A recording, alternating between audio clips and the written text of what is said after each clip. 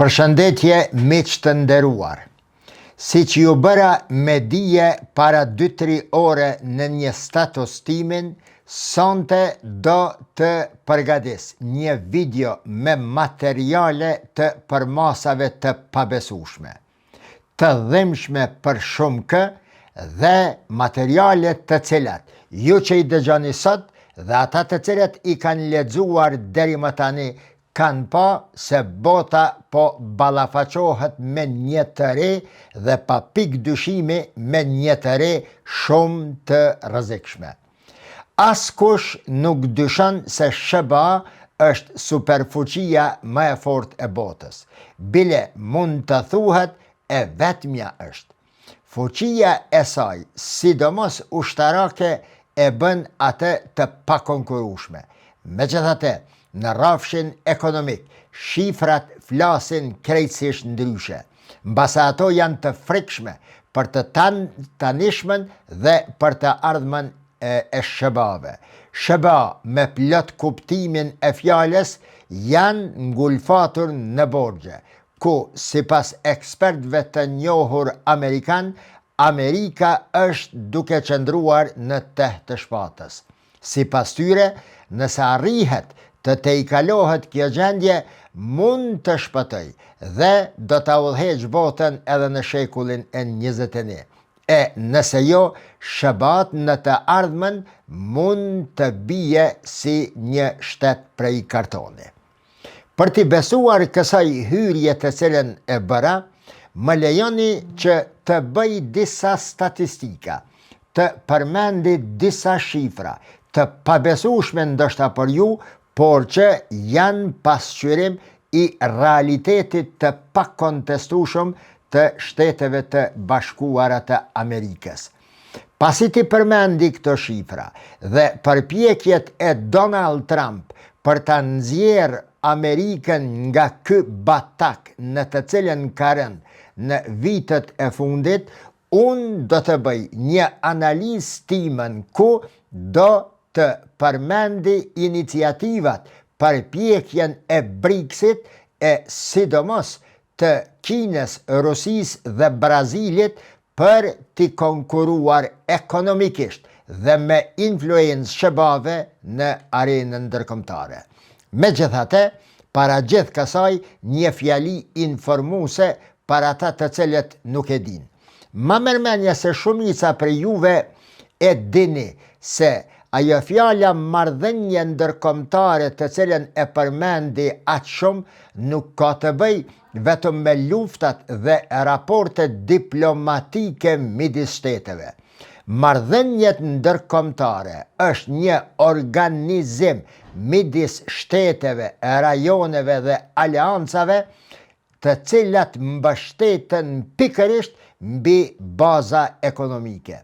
Ekonomia është sekuenca shahdamari që i rregullon marrëdhëniet midis shteteve, pra atë që quhet marrëdhënie ndërkombëtare që është pjesë e shkencave politike.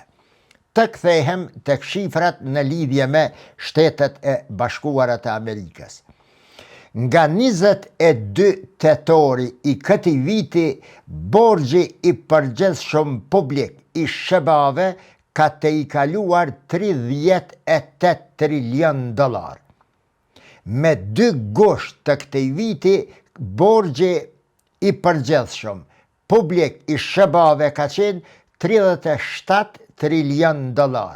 E vetëm pas 82 dite arrin në mbi $38 trilion. Zyra e buxhetit të Kongresit, CBO, ka paralajmëruar opinionin amerikan se borxhi i vendit mund të arrijë në 200% të produktit të brendshëm bruto deri në vitin 1947.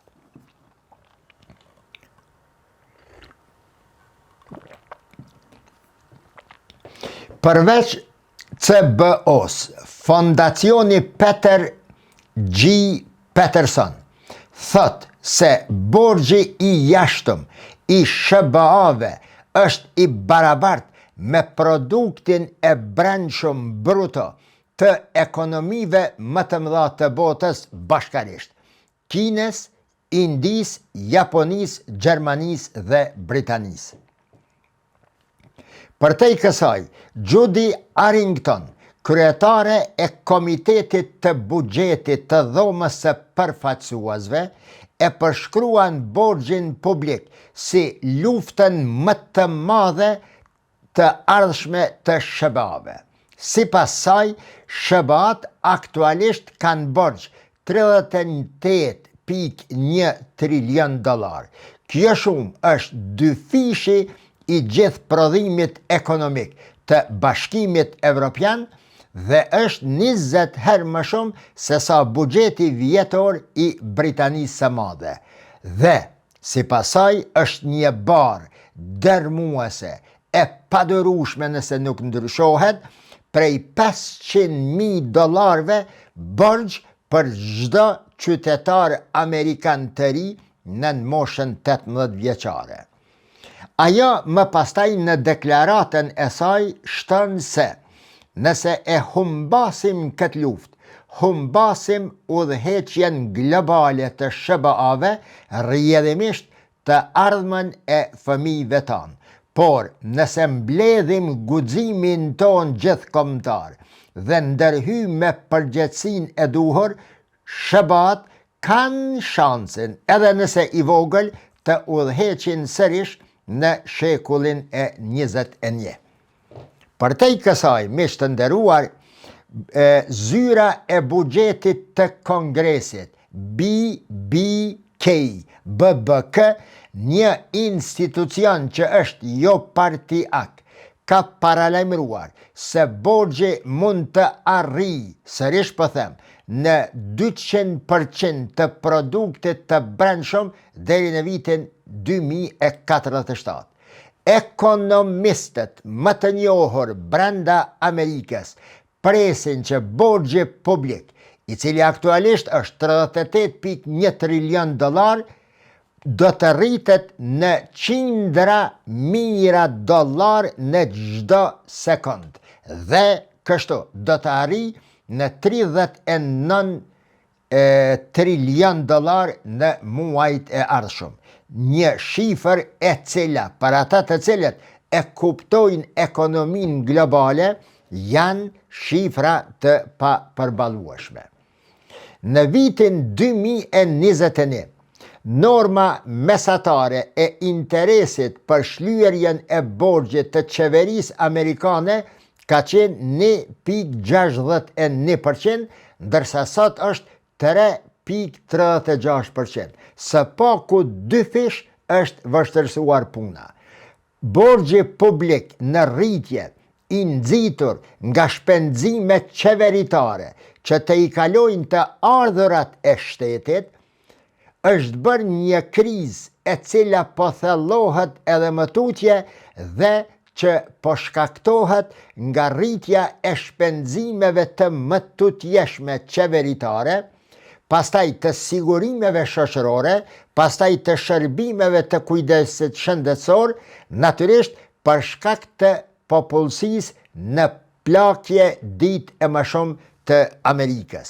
Pastaj rritja e shpenzimeve të mbrojtjes që ka marrë hadh sidomos pas sulmeve terroriste të 11 shtatorit të 2001.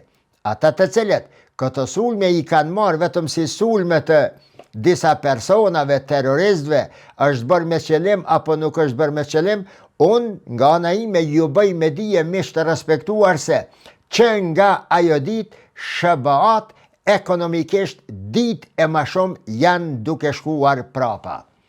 Pritet tani e tutje një inflacion i papërballueshëm, si dhe mundësia e madhe e shkurtimeve deri në skajshmëri të shumë programeve sociale brenda, ndërsa programet e USAID-it dhe të tjera të cilat SBA i ka, për të cilat SBA ka shpenzuar në arenën ndërkombëtare, ato Donald Trump i ka ndërprer thuajse në tërësi.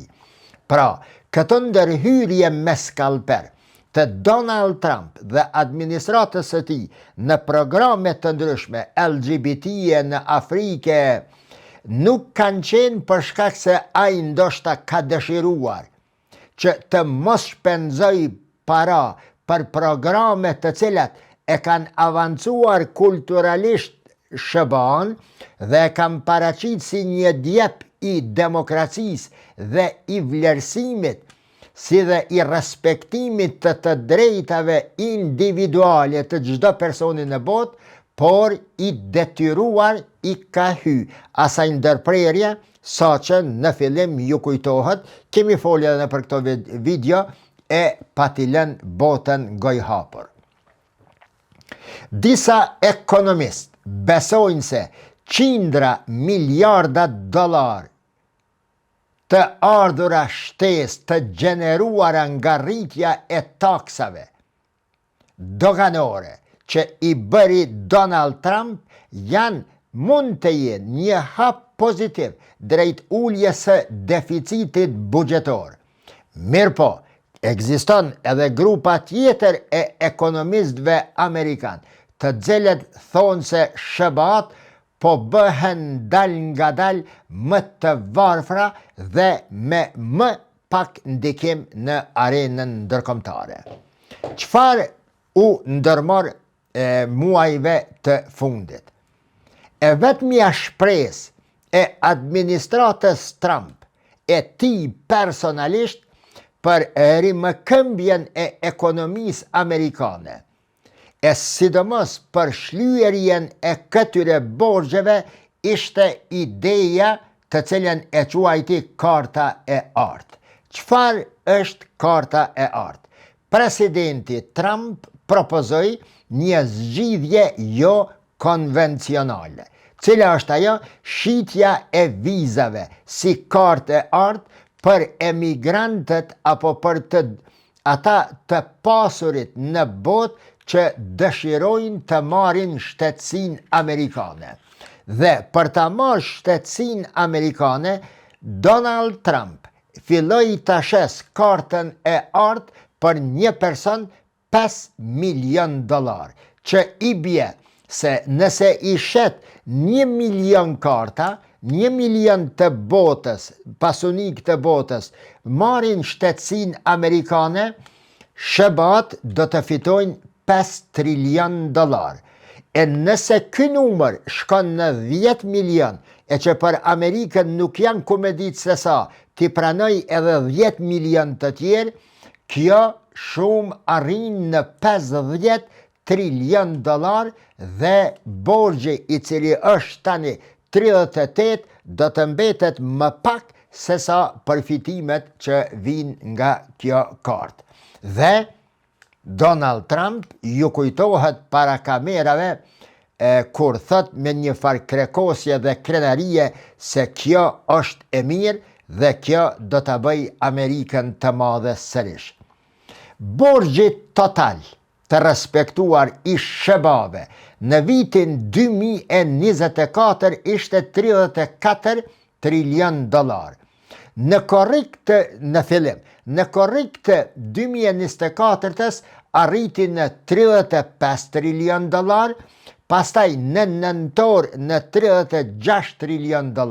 Mirpo, mos të harroj se në vitin 1982 borxhi publik i SHBA-ve ka qenë vetëm $1 trilion. 10 vjet më vonë, pra në vitin 2008 ai borxh arrin në $10 trilion. Zyra e buxhetit të Kongresit parashikon që borxhi total deri në fund të vitit 2027 do të shkoj mbi $40 trilion.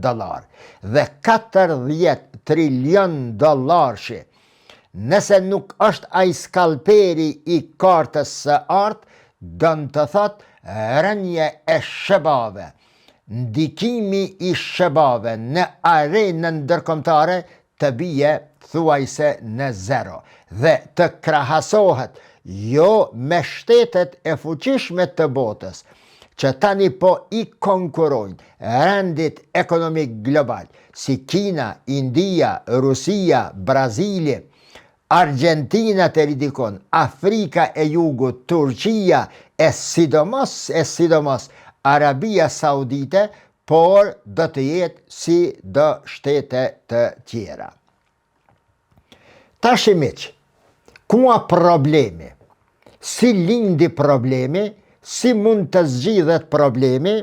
Është e pamundën të kuptohet drejt kjo pa jalshue një sy BRICS-it. Për BRICS-in e dini e pa të bo një analizë të detajuar në një nga videot e kaluara.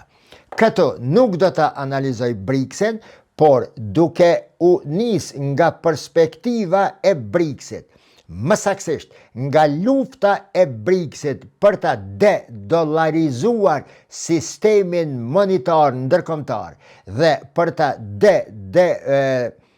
de-dollarizuar sistemin e pagesave dhe transaksioneve ekonomike ndërkombëtare, në mënyrë që kur t'i dëgjoni këto, juve do t'ju paraqitet, siç po e përdori këtë fjali më shumë se njëherë, një tablo, një mozaik më i plotësuar. Edhe i asaj që unë vazhdimisht them marrëdhënien ndërkombëtare, e që sot thash se marrëdhëniet ndërkombëtare mbështeten mbi baza ekonomike, por edhe do të krijoni një mozaik më të afërt në lidhje me atë se çfarë po ndodh brenda Shteteve të Bashkuara të Amerikës. Para se ta filloj një gërsh çaj me limon.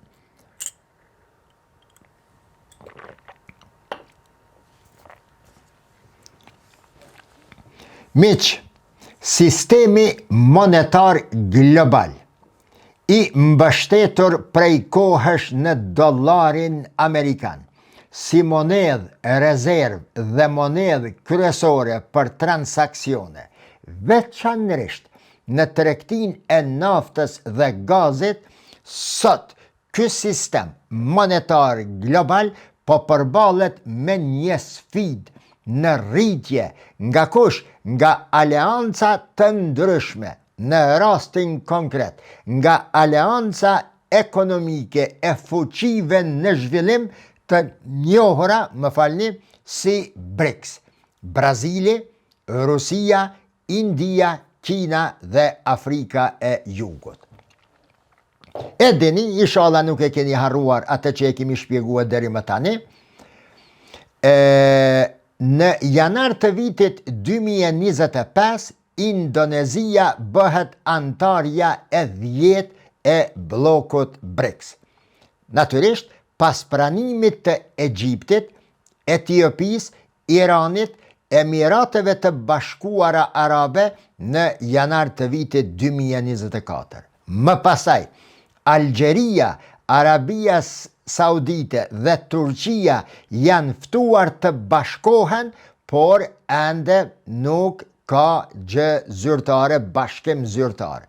Problemi i mos afrimit apo mos bashkimit të Turqisë në BRICS, megjithëse mediat në Turqi u munduan që ta mbulojnë me pluhur një realitet që ishte i padiskutueshëm, ishte problemi i saj me Indinë. India nuk dëshironte që brenda BRICS-it të jetë një aleat i fuqishëm i Pakistanit. Indijes i mjafton një aleat i Pakistanit siç është Kina. Dhe India e ndjeu veten të rrezikuar, se do t'i rrezikohet fuqia edhe strategjike brenda BRICS-it nëse aleati kryesor i Pakistanit në rajon, Turqia, do të antarësohet aty. Por në media turke, e reflektuar në media ndërkombëtare, ky refuzim i Indis u paraqit si jo aq i fuqishëm, jo aq me pesh, porse Turqia, për shkak të raporteve të saj me botën perëndimore, ende e sheh si të dyshimt antarësimin zyrtar brenda BRICS-it. Pas kësaj Algjeris, Arabisë Saudite dhe Turqis, Argentina në ndërkohë, me gjithë që ishte pranuar, ftuar fillimisht dhe pranuar që të antarësohet në BRICS, zyrtarisht e refuzon antarësimin e vetë aty. Përse, edhe këto, mos ta teproj, e kam shpjeguar kur kam folur për zgjedhjet në SHBA, për presidentin e çmendur të SHBA-ve, i cili me sharë të drunve në dorë shkojke në midis njerëzve dhe në bina në periudhën parazgjedhore dhe i fitoj zgjedhjet, dhe atë ditë në të cilën i fitoj zgjedhjet, ai tha botrisht se kalon në fen hebreje dhe se së shpejti do ta viziton Tel Avivin dhe në Kneset do ta thet botrisht antarësimin e tij apo kalimin e tij, konvertimin e tij nga një katolik i Amerikës Latine në fen hebreje. Më pastaj se për çka e ka bo ky jaran i pitës këtë punë e këtë reklam nuk e dije, por punët nuk i ka pas kur qysh prej ditës para 2 vjete e tepër 3 vjete që është bë president. Argentina nuk është në gjendje të ndalë të pojzën ka është duke shkuar ekonomia e saj. Në përballje me Kilin, me Kolumbin, e sidomos me Brazilin gjigant, Argentinës nuk i ka mbet gjë tjetër pos t'i bie në prehër SHBA-ve dhe ekonomin e saj ta mbaj në këmbë vetëm nga ndihmat dhe kreditet që i merr nga Fondi Monetar Ndërkombëtar, nga Banka Botërore, thjesht nga Kongresi Amerikan. Që ta dini, shteti me më së shumti borxhe në botë është pikërisht Argentina. Dhe duke e pa situatën se çfarë është, dhe duke pritur investime nga vendet arabe, e sidomos nga Arabia Saudite, më pastaj duke u friksuar nga një afrim i tepruar sipas Argentinës midis Turqisë dhe Venezuelës, presidenti i tanishëm, ai me sharë të druve, i Argentinës refuzoi që ta pret Netanyahun derisa ishte në SHBA dhe ishte parapar që pas SHBA-ve Netanyahu të shkoj në Buenos Aires dhe të refuzoi kërkesën. Pra në një situatë të tillë dhe kjo Argentinë refuzon antarësimin në BRICS. Një sqarim shtesë sa për t'i plotësuar ato copzat e këtij mozaiko. Përveç shteteve të cilat i përmenda miq, BRICS-i ka edhe shtetet të tjera partnere: Bielorusia, Bolivia, Kuba, Kazakistani, Malezia, Nigeria, Tajlanda, Uganda, Uzbekistani dhe më e rrezikshmja për momentin është Vietnami. SHBA-t kanë shpresa se nëse Tajvanin e përdorin si një levë për të mos e lënë rahat Kinën, Vietnami në syrin e Amerikës është një fuqi në rritje e cila do t'ja prish programin ekonomik Xi-Jinpingut kines. Atë shumë është duke u zhvilluar Vietnami, sa në syrin e Amerikës është një krah i djathtë, shumë më i fuqishëm se Korea Jugore, më e fuqishme se Australia, më e fuqishme se Malezia, e mbase edhe më e rëndësishme, mos them më e fuqishme edhe si India, që India po konsiderohet një shtet me 2 fytyra, apo me 2 kam, apo me 2 pikpamje, si me e quajtën, me 2 realitete. Nga njëra anë India është vend aziatik me trop, ndërsa me mendje dhe me mendësi është një vend perëndimor. Në Indi, ata të cilët e kanë vizituar Indien, s'po flas nga jo perspektiva e pest, në për rrugë, në për shteti më i papastërt në botë, ushqimet më të papastërta në botë. Në Kalkuta ata që kanë shku e kanë pa 3 milion e gjys njerëz jetojnë në për rrugë, flajnë në për rrugë, në për bërlogje, hajnë së bashku sikur me ato kafshët brellëse të rrugëve. S'po flas nga kjo perspektivë, por po flas nga perspektiva se si vend aziatik, i cili do të duhej të ishte inkorporohej në frymën aziatike, me gjeografi është aty, ndërsa me mendësi e luan rolin e një fshinjse perëndimore, sidomos të shëbave në atë pjesë të Azijes e deri në arkipelagun Malaj. Nejse miq. Këshilli i sigurimit tash i përmena këto sene. Hala pa shku të Këshilli i sigurimit, mos t'ala pa e sqaru edhe një moment. Dedolarizimin e përmenda.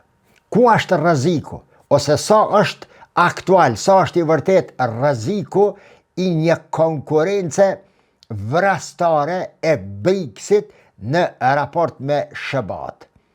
Është se BRICS-i dhe vendet partnere, vendet mbështetëse, vendet konkurruese dhe të tjera që dëshirojnë të jenë pjesë e BRICS-it kanë ndërtuar, lidhur, nënshkruar marrëveshje tregtare, 2 palshe, 3 palshe të koalicioneve dhe aleancave, ku kanë ndihmuar në rritjen e buxhetit të BRICS-it aktual dhe atij potencial që mund të bëhet në 5 vjetët e fundit, kanë krijuar bankën e re të zhvillimit në DB-n dhe sistemin ndërkombëtar i pagesave ndërkufitare CIPS ose CIPS. Këto organizma ekonomik janë ato që do t'i konkurojnë organizmave apo kamve të shkamit të sistemit global perëndimor ekonomik. Për shembull, Banka e Re e Zhvillimit, NDB-ja, do t'i konkuron sistemit monetar, kësaj fondit monetar ndërkombëtar, që është në dorën e Kongresit e Amerikës. Pastaj Banka e Pagesave Ndërkufitare dhe disa banka të tjera po mundohen që t'i konkurojnë bankës botnore që udhëhiqet nga Washingtoni. Në këtë kohë tani miq, dikush vajton me sy kur themi se Amerika mund të bankrotoj. Dikush që nuk i njeh konstelacionet e si shkojnë konstelacionet ndërkombëtare, mund të gëzohen për shkak se Amerika po e ndihmon Izraelin. Dikush mund të ndjehet këtë se për shkak se Amerika na ka ndihmuar neve shqiptarve. Dikush për shkak të bejsbollit, dikush për shkak të basketbollit, dikush për shkak të emnit të demokracisë, dikush për shkak të për inatit të rejes umdek djalja, hajt bir, mirë po, realiteti i te i kalon. Këto fontana dëshirash dhe ky realitet është shumë ma i rrezikshëm kur flasim ne për mundësin potenciale të rënjes së fuqisë amerikane. Miq, Amerika sado që të jetë eksploatuese, sado që e bën këtë atë, e dojmë se dojmë, e pëlqejmë se pëlqejmë, vajtojmë për këtë, vajtojmë për atjetrën, Amerika është boshti kryesor që e mban në këmbë, apo ajo shtylla kryesore që e mban në këmbë botën e tanishme, duke filluar nga themelet e saj ekonomike.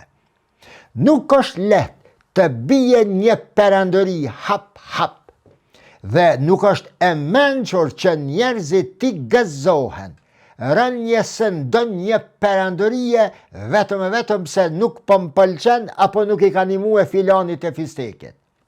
Është e gabueshme.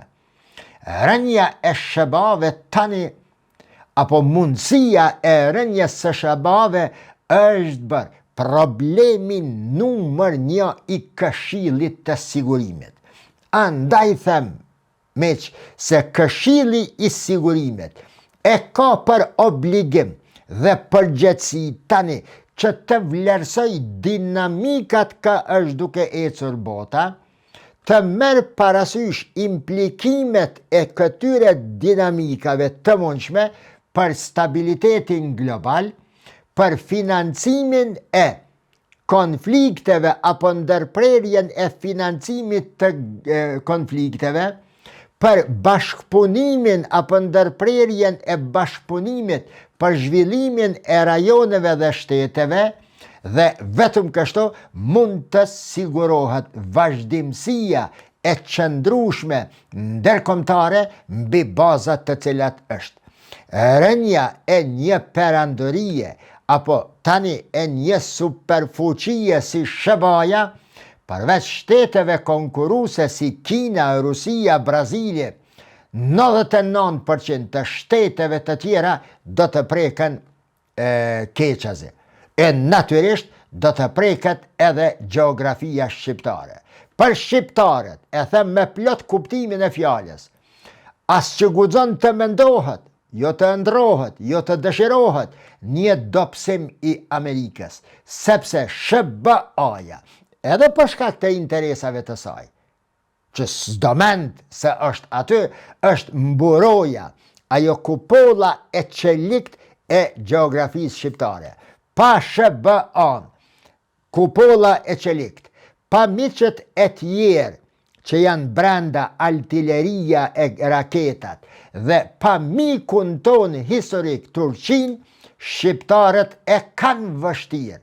Jo vetëm si një popull i vogël, afati i popujve të vegjël varet nga figurat e shahut të cilat i vendosin fuqit e mëdha, jo vetëm për këtë arsye, por pikërisht për shkak të rrezikut të fqinjeve tanë, të cilët gjithmonë kanë pas pretendime në tokat shqiptare. Greqia ka jugu, Serbia ka veriu, mbas edhe ky Malizi një groshtet, pastaj Bullgaria dhe vendet të tjera, pas së cilave natyrisht jo qëndron Rusia. Ballkani, gjeografia shqiptare që ta dini miq se ku është mohabeti. Gjeografia shqiptare është e rëndësishme për Rusin, po aq sa është e rëndësishme Ukraina. Adriatiku është edhe më i rëndësishëm për Rusin sa është deti i Zi. Rrugtimi ose rrugët hekurudhore, toksore, autostradat nga Selaniku, nëpër Serbi, Maqedoni, Trojet shqiptare, këndej ka Shqipëria dhe shkuar ka Evropa andej, janë shumë më të rëndësishme se rrugtimi i produkteve ekonomisë tregtisë në rrugët polare, të cilët kanë shkue prej një anë të Bashkimit Sovjetik më parë e në anën tjetër të Rusisë tanishme. Prandaj, Këshilli i Sigurimit, organizatat e ndryshme ndërkombëtare, OKB-ja, janë duke e vështruar me kujdes. Prandaj me që kam thonë më parë, megjithëse që ka njerëz si me sarkazm, si me ton sarkazme i mori 5.1 trilion e i mori kështu e pej Arabi Saudite, Emirateve, Kataret. Ju kujtoni se Arabët, Arabia Saudite nuk i di këto sene? Arabia Saudite në fakt pikërisht Arabia Saudite po dëshiron që të jetë një faktor relevant në marrëdhëniet e ardhshme tregtare. Nëse Turqia nga pozita strategjike, me influencën e saj kulturore, me një zhvillim enorm të industrisë së armëve, që po dëshiron ta ketë pjesën e saj në sistemin e ardhshëm ndërkombëtar, Arabia Saudite nëpërmes Money dëshiron t'i krijoj pozicion vetvetes shumë të rëndësishëm në raportet ndërkombëtare. Dhe kjo Arabi Saudite e tanishme mund ta realizoj vetëm në mburojen dhe në bashkim me Shtetet e Bashkuara të Amerikës. Si Arabia Saudite dhe si Turqia dhe shumë vende të tjera, interesat e tyre, e ardhmja e tyre, aspiratat dhe ambicjet e tyre, që nesër të bëhen dikush, varen nga raportet e tyre me SHBA-n dhe para kësaj nga qëndrueshmëria ekonomike dhe strategjike e SHBA-ve, nga fuqia e saj imponuese në imponimin e rregullave dhe lojes në marrëdhënie ndërkombëtare. Kur shtetet e mëdha si Arabia Saudite, jo shqiptarët e mi, që më komentoni aty dhe më tregoni islamizëm e patriotizëm, jo Amerika, jo Amerika, jo Amerika. Kur Arabia Saudite, me atë buxhet, e lezova pram një ajetune, se kur besoj njerëzit Zoti ju bie shi, pari me Arabi Saudite i bie shi prej qiellit, allton, edukat, e arje, e gaz, edhe prej tokës. Është një prej vendeve, ndoshta për shkak të qabës që është aty. Ku me ditë, Allahu alem, do të kisha dëshiruar, pikërisht për shkak të qabës, e Medinel Munawware, e vendit ku ka jetuar pejgamberi, ku ka boru Islami, për shkak të këtyre nimeteve, Zotit ja kishte shtuar nimetet. Do të kisha dëshiruar që kjo të ishte arsyeja kryesore. Gjithsesi, kur Arabia Saudite me këtë fuqi, e Turqia, e vendet të tjera, Britania, Franca, Gjermania e Mercit, Gjermania që i ka nis 2 lufta botnore, Gjermania, kur del edhe kanë Merci në një sinagogë aty të e majt një farë fjalime, të gjitha këto shtete e kshyrin në gojë SHBA-n, e mbështesin, e ngojnë dhe luten që të mos bie SHBA-ja. Ne shqiptarët ku guxojmë ashtu me komentua. Nëse njerëzit shfryhen, ato shka e kam bark, zati për që ata u bo edhe Facebooke, një për arsyeve.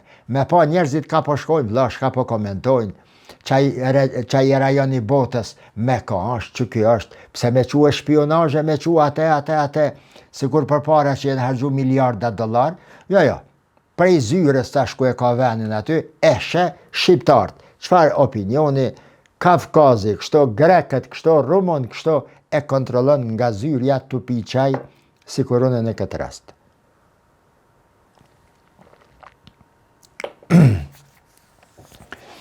Tash, që ky sistem ndërkombëtar, në të cilën SHBA-ja është në rrezik, për shkak të këtyre borxheve që i përmendëm. Dhe që ky sistem ndërkombëtar, që ju ka krijuar SHBA-ve një konkurrent shumë i rrezikshëm, nga disa, jo të na këto, nga disa është marrë si jo serios BRICS-i, jo bën punë, jo s'bën punë, jo. Që ta dini, të respektuar jo që i përcjen në ligjeratat e mia këto dhe videot. BRICS dhe thot gjysa e botës me popullat dhe mbi 34% e ekonomisë së botës. Mos harroni. Gjysa e popullatës së botës, pra sa bie 4 miliard njerëz dhe mbi 34% e ekonomisë botnore. Nuk është sen që nuk mirët seriozisht nga SHBA-ja. Andaj, nëse dikush, nëse po thëmë, unë e di që 100% ka po, nëse dikush mendon se Donald Trump Qyshe përshkruj njerëzit. Jo, këne jo pëman fjallin, jo, për para Amerike ka bo këto, jo tash s'pe bon, jo, ka ndërhy ambasada Amerikane për cikërijat, ka ndërhy. Na ka mësu, vallahi na ka mësu edhe na ka rujt. Po shka kemi ditë brena, po qfar elite politike kemi pas me njerë mas luftës. A disi imi kona, ishala se harroj ko pëla, a disi imi kona me njerë pas luftës. Një krasim për boj, me që po mirëna me marrëdhënie ndërkombëtare, si Arabët pas shpërbërjes së perandorisë osmane.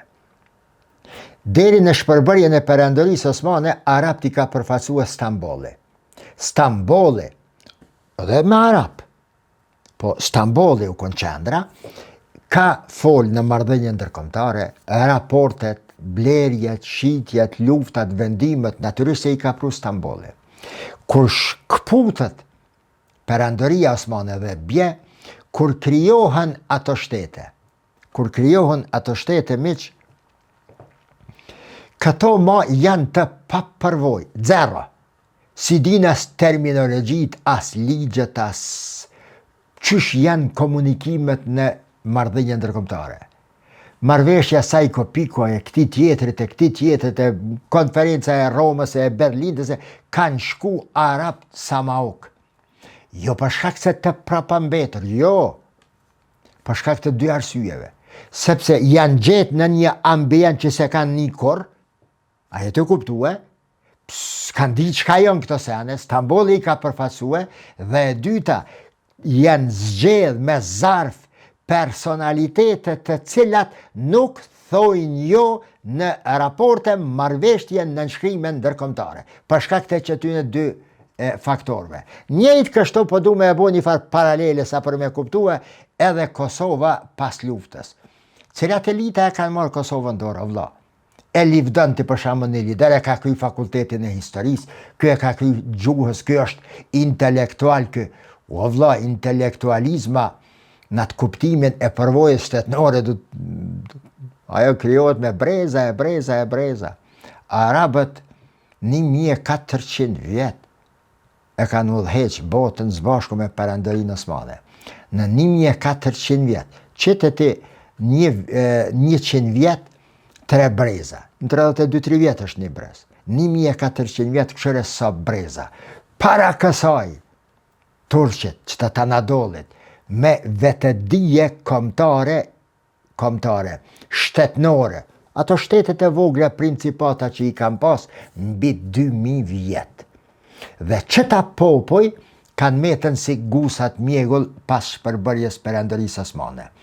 Po na vllavi jam masi bje Jugoslavia, Kosova pavarësohet, bëhet shtet, kush me na përfaqësue? Që ato elita që jenë krijuar për i 45-ës e tek nej, disa me të drejt, e disa për inati, e disa për nga paaftësia e tanëve, i kanë lënë në margjina. Nuk janë shfrytzu kapacitetet e tyne. S'paku një këshilltar, kuadrët shqiptare të cilat kanë qenë në përbot, me përvoja të ndryshme, ekonomike, biznesit, diplomatike, akademike dhe të ngjashme, nuk i kanë ftue qysh i ka ftue Turqia gjithmonë të vetët, apo qysh i merë Amerika edhe të hujt edhe i bje mrenda me përfitue nga ta. I kanë lanë jashtë në margjina.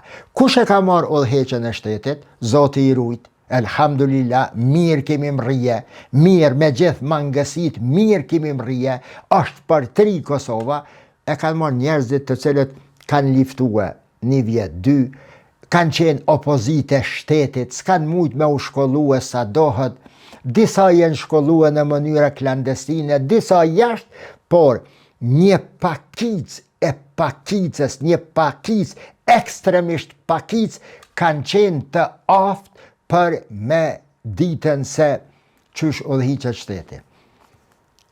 Nëse nuk ma zini për të madhe, në një kohë sa kam qenë Dubai, prej meje është kërku që edhe letrat komunikuese të qeveritarëve tanë t'ju ndihmoj, miqësisht thirrja e letrës, hyrja e letrës, si do t'i drejtohet një mbreti, si një lordi si një presidenti, vallahi billahi pej Dubajit I kum shkru, ka I kanë modifikuar dhe I kanë qu jashtë. Nuk po kesh I kërkon, jo, as po e levdoj veten, po e tregoj realitetin se kështu ka qenë mas luftës.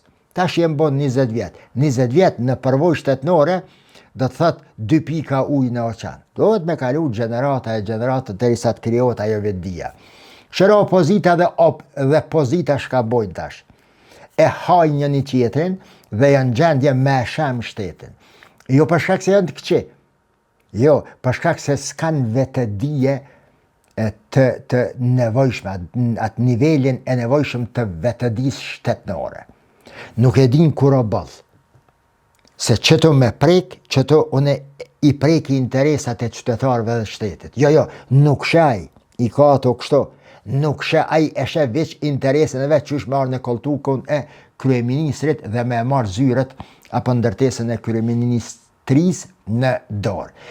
Në qëto ambiente, andaj thëmë se këto e nisa, nuk ka qenë interferim Amerikan, jo në atë kuptim, ka qenë mësus, pa ta, pa përvojën e megjve, Gjermanve, Britanezve, atyne, turqve, në letra s'kimi dit me shku, o vlavjem.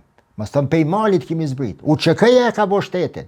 Me që ata akademik e me që ata ftyra akademike me përvoj edhe nga ish Jugoslavia që kanë qenë të organizume brenda kupollës presidentit. Të pas zëvendësu shumë deri më tani. E ndoshta edhe për shumë dekada profesor Dr. Ibrahim Rogovës. Gjithsesi. Që ky sistem miq, pra, që po e shpjegoj, në marrëdhënie ndërkombëtare, është nis nga fundi I luftës së dytë botërore, me hapin e parë sistemi Bretton Woods, që më pastaj përforcohet sidomos nga dominimi ekonomik ushtarak I shëbave, dhe që këtë dominim ushtarak I shëbave e bën dollarin, po vetë të thelbi I temës, e bën dollarin, monedhen kryesore dhe monedhen përtej kryesore për faturimin dhe pagesat globale. Deri në vitin 2023, afërsisht 58% e rezervave globale të këmbimit valutor dhe 80% të transaksioneve tregtare globale ishin të denominuara me dollar amerikan. Lufta e botës së jashtme, kësaj radhe e përfaqësuar nga BRICS-i, po mundohet ta gryjë në varr SBA-n me 38 trilion dollar nga jashtë për ta goditur me de-dollarizimin e transaksioneve tregtare globale. Kriza kryesore dhe lufta kryesore e Donald Trump, nuk o Ballkani, nuk o Rusia, nuk o mos thëmë Kina, nuk është Arabia Saudite, ai tjetër, jo, as Gaza, as Izraeli. Lufta kryesore, betejja kryesore, përpjekja kryesore, jetë avdekje e shëbave e Donald Trump është ruajtja e dollarizimit, e vazhdimësisë së dollarizimit të transaksioneve tregtare globale. Për këtë arsye neve disave, që thash parzit, mund t'ju duket se Trump po e di këto, s'po e di këto. A jeni membre, o miq, a thuhëm bre ato fjalë bre. Pendron fjalën, s'pendron fjalën. Jenë mësu. Lufta është jetë avdekje, lavjem. Lufta është dollarin nëse bje. Mbetet kush? Ari. Me ari mu pagu. Le arin. Çështja është e naftës edhe e gasit. Afër gjysma e pasurisë botërore në gaz dhe naftë paguhet me dollar. Që kjo e mban dollarin në barometër dhe fuqi me të cilën maten ose vlerësohen fuqit e botës. Dhe lufta e vërtet dhe kriza apo frika nga rënja e SBA-ve, mos ta përdori edhe njerë atë fjallin si shtet pe i kartoni se nuk i ka hije një fuqie të tillë, natyrisht, është se shtetet e BRICS-it veç ja kanë nisën me e fut valutën e tyre në transakcione ndërkombëtare.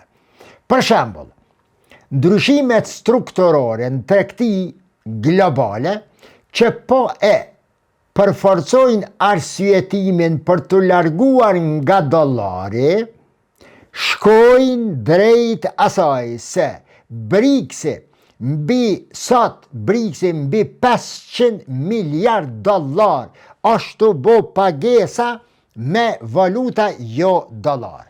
Aty është juani kinez, është rupi indian, është paraja e Brazilit, është kliringu, pastaj ruba juani kinezo-indian, thjesht Kina me Indin janë të bo me rubla me juan, pastaj Brazili me Kinën është të bo me juan, Kina ja ka imponue Brazilit, pastaj India këndej me Rusin her me rubla, her me rupi, dhe kështu në 500 miliard dollar Amerika po humbë, që si pas analistëve, ekonomistëve, ky 500 miliard dollar llogaritë 2 trilion dollar goditje ekonomisë amerikane në çdo vjet, vetëm nga shitja dhe blerja e shteteve të fuqishme. Grupi i BRICS-it është duke u shfaq gradualisht si një kundërpesh edhe ndaj G7-it.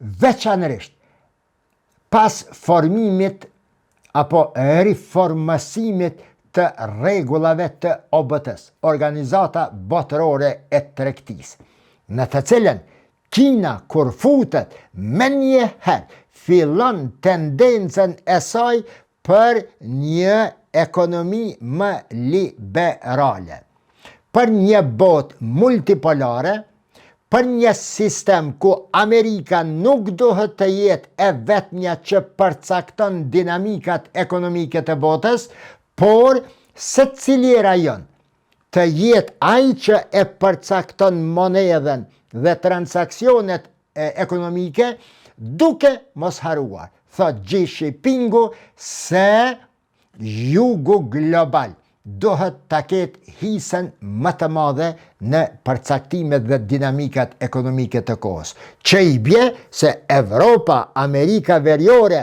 të rrinë në prapasken apo të strukën në një qoshe të këtyre marrëdhënieve ndërkombëtare. Skenaret e mundshëm për të ardhmen e Amerikës nuk janë as pak të mira.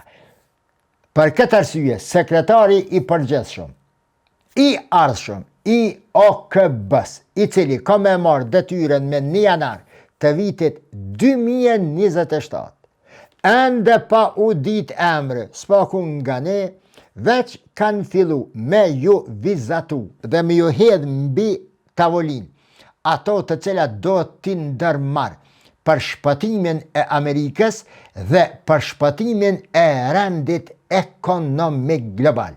Përndryshe, thuhet nga ekspert amerikan, bota ende nuk është e përgatitur. Nëse bie shëba të ketë një fuqi tjetër, një bosht i të gjitha seneve që i përmena deri më tani, që do të mbante botën stabile dhe të mbronte nga hedhja e saj në një zjarr ku të gjithë së bashku, dikush ma pak e dikush ma shumë, do të digjeshin. Natën e mirë.